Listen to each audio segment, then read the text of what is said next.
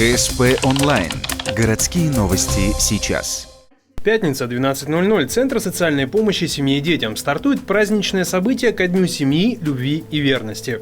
Среди приглашенных семейной пары, чья совместная жизнь – лучшее свидетельство названия праздника.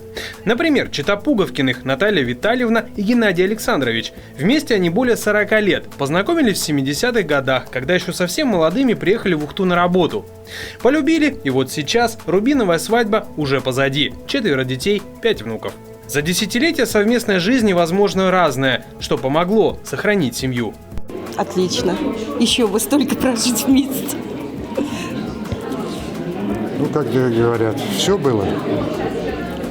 Но и думаю, что наша любовь с ней перебивала вот эти достатки, недостатки. Притом мы попали с ней вместе в такой период, 90-е годы, 4 детей. Было, конечно, трудновато, но любовь сгладила эти все наши, как говорят, трудности. На праздничное событие в центр пригласили местных артистов и, конечно, обязательное чаепитие за большим семейным столом. К этой дате приготовили особенный подарок – настоящие медали за любовь, верность и семейные ценности. Такой неожиданный презент сделало Министерство труда Республики Коми.